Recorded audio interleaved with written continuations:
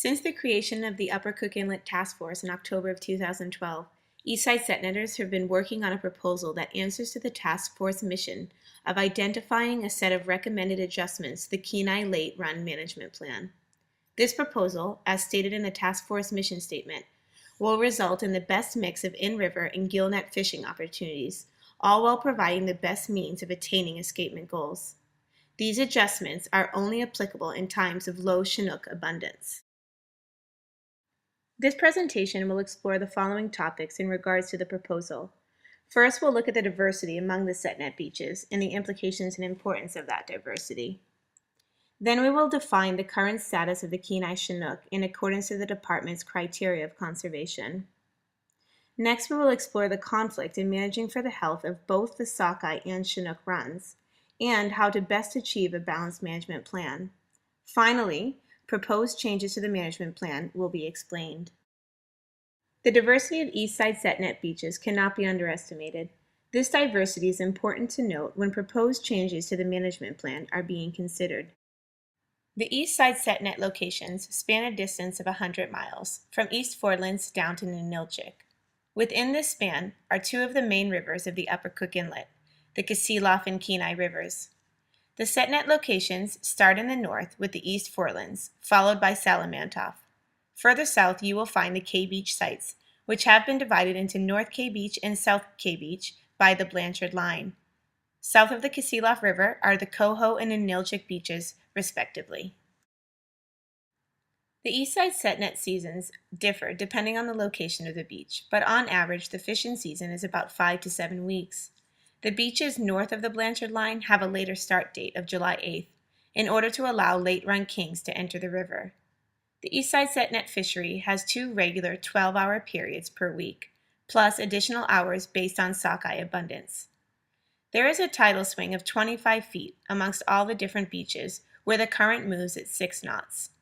In addition, some beaches have limited access at high tide, while other beaches go completely dry at low tide. South of the Kenai River, the setnet locations extend from the beach to 1.5 nautical miles, whereas the beaches north of the Kenai River set their nets from the beach outwards of 1 nautical mile. In all, there are 448 permits that fish the 6 beaches of the east side. After the 2012 season, many fishermen, business owners, and community members are left wondering about the current status of the Kenai King. In the following slides, we will look at the Kenai King's current status in accordance to the Alaska Department of Fish and Game's criteria for conservation concern. Before looking at conservation concerns, one should be familiar with the goals used to manage the Kenai River Chinook. The first is Sustainable Escapement Goal, or SEG. This is an estimate based on historical performance and other factors. SEG is meant to conserve a stock over a 5 to 10 year period. It is used in situations where biological escapement goal cannot be estimated because there is no stock-specific catch information. The Sustainable Escapement Goal is the primary management objective for escapement. SEG is used unless an optimal escapement goal or in-river goal has been adopted by the Board of Fish. SEG is developed by Fish and Game using biological data. Then there is the Optimal Escapement Goal, or OEG. This goal allows for sustainable runs based on biological needs of the stock and ensures healthy returns for all user groups. The OEG is a management objective that considers biological and allocative factors. Unlike the SEG, the OEG is set by the Board of Fish.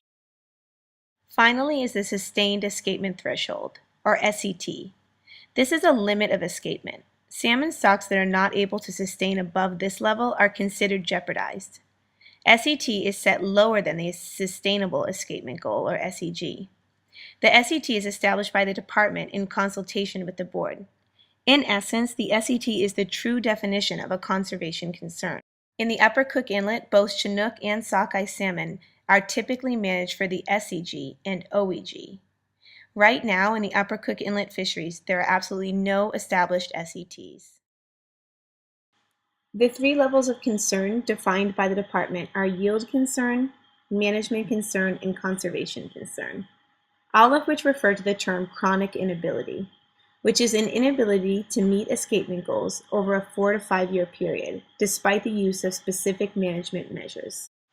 The lowest level of concern is a yield concern, which results from the chronic inability to maintain yields or harvestable surplus above escapement needs, whereas the management concern results from a chronic inability to maintain escapements within the bounds of the biological escapement goal, the sustainable escapement goal, or the optimum escapement goal. Finally comes the conservation concern, which results from a chronic inability to maintain escapement above a sustainable escapement threshold. This figure, taken from an Alaska Department of Fish and Game presentation, is a visual representation of what a conservation concern would look like. First note the gray bar. This represents the average yield. Then the yellow bars represent a yield concern, as the escapement falls above the goal during the 4 to 5 consecutive years. Then if you look to the right at the green bars, you will see that for 5 years, the escapement has fallen consistently below the goal, causing a management concern. Lastly, you will see the red bars that represent the most severe of concerns, the conservation concern, as the run fails to meet the SET for multiple years. In January of 2013, the Alaska Department of Fish and Game established new escapement goals for the late Kenai King run. The new goal is a lower goal of 15,000, with an upper goal of 30,000. As this graph shows, the goal has been met and even exceeded for the past 26 years. In many of the years, there was even harvestable surplus well above the upper goal that were not harvested. It is clear that there is no conservation concern for the late Kenai King run. An accurate way to assess the productivity of an adult Chinook salmon is to look at the brood year. The term brood simply means spawning. So if we look at the spawning year, we can correlate those numbers with the number of Chinook returning to the river. According to the Alaska Department of Fish and Game's data, the largest brood year of 130,000 in 1999 came from the spawning escapement of 29,600. In contrast, the lowest return of 22,510 in 2004 came from the spawning escapement of 63,950. From this brood year data, we can conclude there is no evidence that there is a catastrophic decline of Kenai Chinook. Even with recent declines in total run, there is still harvestable surplus. Among all user groups, the average annual exploitation rate of the late Kenai King run is 39%, 13% of which is exploited by the Eastside Setnet fishery. The remaining 26% is split among personal use, subsistence, drift gillnet, and sport fishermen. The majority of the 26% is taken by the sport fish industry. So even if the Eastside Setnetters were out of the water for the whole season, that means the in-river return would only increase by 13%. In the following slides, we will explore the management conflict that exists between trying to simultaneously manage the Upper Creek Inlet fisheries for both Chinook and sockeye runs. We will examine the opportunities to achieve a proper balance within this conflict. What is the problem today? Currently, there is a management conflict between the sockeye and Chinook management plans, because both plans direct the Alaska Department of Fish and Game to meet escapement goals for sustained yield management. In such a conflict lies the fact that there are often times when the optimum escapement goal for both the Chinook and the sockeye runs cannot be met, and that is why the trade-off discussion must be carefully considered. One must ask themselves this question: which do more Alaskan residents benefit from, the harvestable surplus of Chinook or the harvestable surplus of sockeye? Consider the following. Chinook runs benefit the sport fishing industry. There are both guides and private anglers, and of course, there is economic gain to the local businesses associated with the sport fishing industry. Whereas the beneficiaries of the sockeye fishery include 100,000 Alaskan residents who fish for sockeye in the personal use fishery, 13 native tribes who harvest sockeye in the subsistence fishery. Then there is the commercial fishery, where 1,305 permits are held and 5,000 jobs are created. Under the umbrella of that commercial fishery are 19 major processors and buyers. There are also numerous sport fishermen, both guides and private anglers, who fish for sockeye. And of course, there are all the local businesses that depend on the business of the commercial fishermen and tourists associated with the sockeye fishery. In conclusion, the trade-off is clear. Far more Alaskan residents benefit from a healthy sockeye run than that of a Chinook run. Since so many Alaskan residents benefit from the future yields of sockeye, what does this mean in regards to management decisions? It means that when management decisions for the Upper Cook Inlet fishery are made solely for the late Chinook run, the average future yields of sockeye are reduced. Because when sockeye escapements exceed their upper level escapements above the SEG, their yield will be diminished. Put simply, when numbers go above the sustainable goal, the future returns will be poor. The graph shown here is using actual measured values from Fish and Game, and it shows that when spawners climb above 800,000, fish yields begin to decrease. So returning to our original point of finding a balance in the managing of both sockeye and Chinook, the real question is, what yield do we want and how can we achieve balance? This presentation will conclude with proposed changes to the Lake Kenai River Chinook Salmon Management Plan. The proposed changes to the existing management plan are displayed below in bold. As a housekeeping measure, the biological escapement goal is changed to a sustainable escapement goal, and the numbers of 15,000 to 30,000 reflect the department's recommendations for the late-run Chinook salmon. As in the previous slide, the proposed changes are noted below in bold. Please note these changes only go into effect, as per the Task Force mission statement, during times of low king salmon abundance.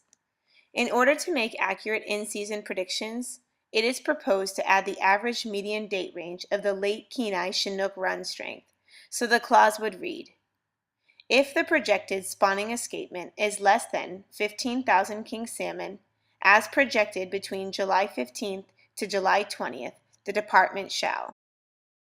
In lieu of closing the sport fisheries of the Kenai River, it is proposed to restrict to no bait and/or catch and release the king salmon sport fisheries in the Kenai River and in the salt waters of the Cook Inlet north of the latitude of Bluff Point.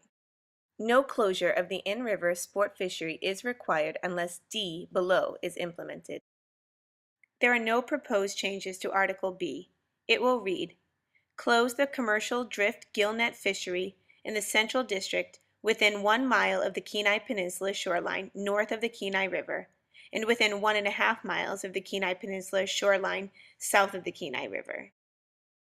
In order to give the department maximum flexibility, it is proposed that Article C would read, manage the commercial set gillnet fishery in the upper subdistrict of the Central District by emergency order management.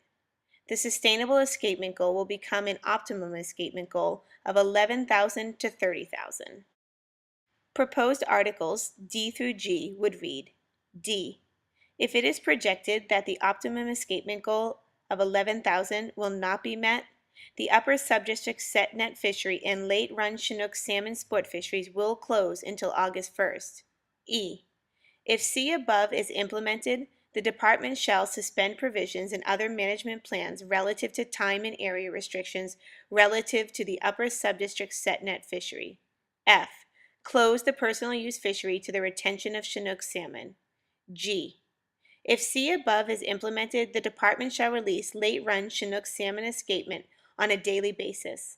If the new projection is greater than the 15,000 sustainable escapement goal, the restriction shall end. In conclusion, this proposal will, as the task force mission states, result in the best mix of in-river and upper subdistrict set gillnet fishing opportunity while providing the best means of attaining the escapement goal for the Kenai River late-run Chinook salmon during times of low king salmon abundance. Handouts to this presentation are available, or it can be viewed online. We would now like to open this discussion up to questions and comments. Thank you for listening.